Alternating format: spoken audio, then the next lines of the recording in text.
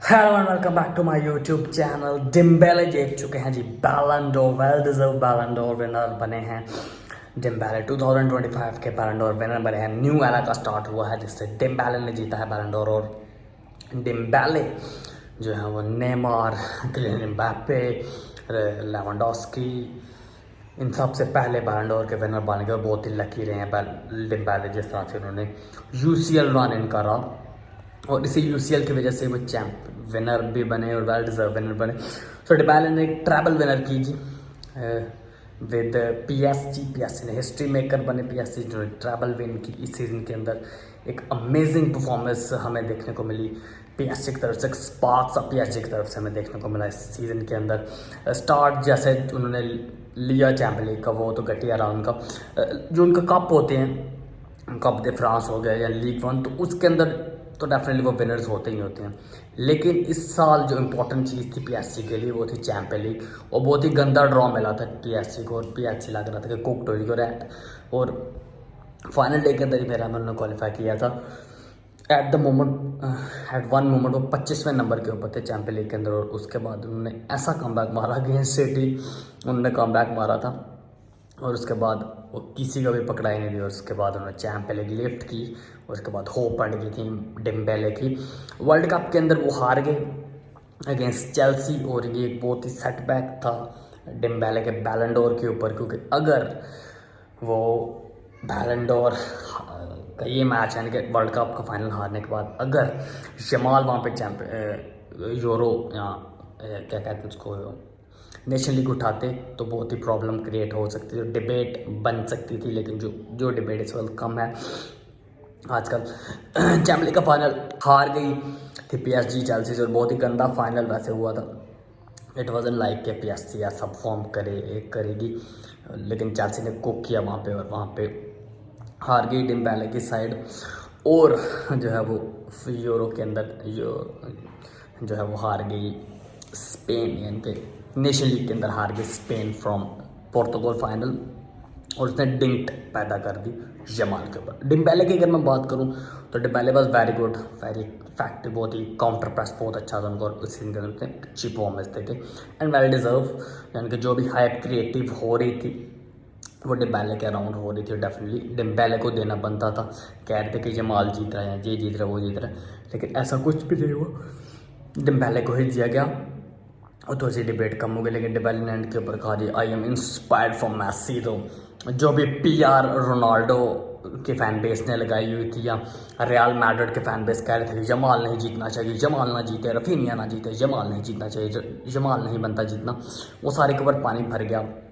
उन्होंने कहा जी I am inspired from Messi. मैंने खेला है मैसी के साथ, मेरा एक वक्त गुजरा मैसी के साथ and he was my sensational, he was my inspiration. और मैं इसका क्रेडिट भी दूंगा लियोनेल मैसी को। So it was a great Ballon d'Or victory for Dembele. Number 2 के ऊपर आए जी जमाल, 1 पॉइंट से नंबर 2 पे आ गए। और चैंपियन लीग का वो क्या कहते हैं सभी हार गए थे और नेशन लीग का फाइनल हार गए थे। वरना जमाल परफेक्टली जो है वो विनर हमें बनते हुए नजर आ रहे थे, लेकिन लक डजंट फेवर अगेन तो बार्सिलोना। अगर हम 10 साल की बात करें तो Barcelona not far that ahead, इतनी नज़दीक बार्सिलोना कभी नहीं आई। लेकिन इसी तरह बार्सिलोना फेवरेट थी, बार्सिलोना कुक कर रहे थे और बार्सिलोना अहेड भी थी उस मैच के। लेकिन 1 मिनट की गलती के बाद उन्होंने वो मैच खो दिया, गोल लगवा लिया और एक्स्ट्रा टाइम का भी गोल लगवा के बार्सिलोना जो है वो बाहर। जमाल का बैलन डोर जीतने का सपना भी जो है वो दरा का दर रह गया। 1 पॉइंट कम थे। बट अगर हम बात करते हैं डिम्बेले के तो डिम्बेले वटीनिया नंबर 3 के ऊपर आए। आई थिंक वटीनिया वाए, वटीनिया का नंबर 3 नहीं था, बनता अगर नंबर 3 देते तो नंबर 4 वाले साला को ऊपर लाते या नंबर 5 वाले रफीनिया को ऊपर लाते। लेकिन वटीनिया डोंट नो वाई, लेकिन इट्स ऑल अबाउट वोटिंग, जिसके ऊपर वो वटीनिया जो है वो नंबर 3 के ऊपर है, पोडियम के टॉप 3 के अंदर है Vitinha. And it's always be a great thing कि आप बैलन डोर के पोडियम के ऊपर भी खड़े हो जाए नंबर 3 के अंदर। नंबर 4 के अंदर साल का अच्छा सीजन रहा, चैंपियन लीग के अंदर डोमिनेट किया, लेकिन पीएसजी से ही हारी थी लिवरपूल और इसके बाद उनका डिंक्ट पड़ गया था बैलन डोर के अंदर। और अब लिवरपूल यहाँ साला का ये बैलन डोर का जो सपना है शायद मुश्किल हो, क्योंकि इस सीज़न के अंदर जिस तरह का फुटबॉल खेला जा रहा है, PSG फिर से फॉर्म के अंदर आई हुई है। उसके बाद क्या कहते हैं, किलियन एम्बाप्पे छाया हुआ है इस सीज़न के अंदर। उसके बाद क्या कहते हैं आप इसको, ये बार्सिलोना भी फिर से छाई हुई है। अच्छा फुटबॉल बार्सिलोना भी खेली है। नंबर 5 के अंदर रफीनिया है, बहुत ही हार्ड ब्रेकिंग था। रफीनिया को टॉप 3 के अंदर मैं देख रहा था, रफीनिया बनते भी थे। और अगर वो ट्रैवल विनर की तरफ जाती बार्सिलोना तो शायद वही बात है कि रफीनिया, पैड्री एंड जमाल होते टॉप 3 के अंदर, और जमाल जो है वो जीतते बैलन डोर, लेकिन वो नहीं जीत पाए। That is quite heartbreaking for him. उसके बाद किलियन एम्बाप्पे भी थे इस रेस के अंदर। Vinicius junior I will do 10% जब उन्होंने लास्ट टाइम का था वो 16 के ऊपर फिनिश किया, पैडी 11 के ऊपर फिनिश किया, और अर्लिंग हालैंड ने 26 फिनिश किया। इसका रीज़न जो है वो ये था कि अर्लिंग हालैंड इंडिविजुअल परफॉर्मेंस तो अच्छी थी, प्रीमियर लीग के अंदर वो अच्छा खेले, चैंपियंस लीग के अंदर भी उनके गोल्स आए, लेकिन अर्लिंग हालैंड जो है वो इसलिए बैलन डोर में बहुत ही ज़्यादा पीछे रह गए इस सीज़न के अंदर, क्योंकि वो मैनचेस्टर सिटी कुछ भी नहीं जीती, हम एक भी ट्रॉफी नहीं जीते, और ट्रॉफी मैटर करती है बैलन डोर के अंदर।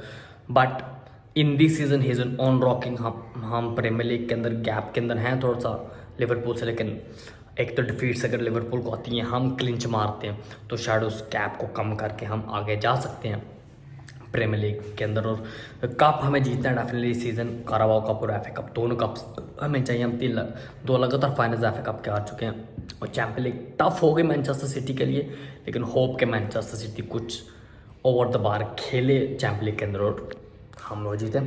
सो कंग्रेचुलेशन टू डेम्बेले जी, बहुत सारे कंग्रेचुलेशन आए भी डेम्बेले को, उनके कोच भी वहाँ पे थे, इनके जो क्या कहते हैं, इनके जो मैनेजर हैं, इनके जिनका क्लब है शेख साहब, वो भी आए हुए थे वहाँ पर, उन्होंने कंग्रेचुलेशन किया। डोनारूमा फ्रॉम जो इस वक्त मैनचेस्टर सिटी के लिए बेस्ट कीपर का अवार्ड उनको मिला है, एंड ये भी एक अवार्ड मैनचेस्टर सिटी के लिए आ गया है। और अब इस सीज़न देखें मैनचेस्टर सिटी क्या करती है विद डोनारूमा। तो Donnarumma is a great keeper, और उन्होंने एक अवार्ड जीता है जो बेस्ट कीपर का, और बहुत ही सेंसेशनल फुटबॉल उन्होंने PSG के साथ लास्ट सीजन भी खेला है, और हम होप करते हैं कि सीजन भी अच्छा फुटबॉल वो खेलेंगे। अभी तक जो भी गोल हुए हैं वो नॉट दैट बैंगर टाइप गोल, वो चीप किस्म के गोल हुए, आर्सेनल के जैसे गोल होंगे, इसके ऊपर भी नेक्स्ट वीडियो के अंदर बात करेंगे। सो एक गंदा सा गोल ही हमने लगवाया, लेकिन that was bad. So congratulation to Dembele, congratulation to PSG, congratulation to Dembele fans and Parisians for winning the Ballon d'Or. अब नेक्स्ट सीजन के अंदर बैलन डोर कौन जीतेगा, let's see, find out. Kylian Mbappe, Erling Haaland and Mo Salah for me top 3 होंगे। जमाल और Raphinha भी इस race के अंदर आएंगे नेक्स्ट सीजन के अंदर, लेकिन I think Kylian Mbappe and Erling Haaland, one of the two will win the Ballon d'Or next season. Congratulations to Dembele.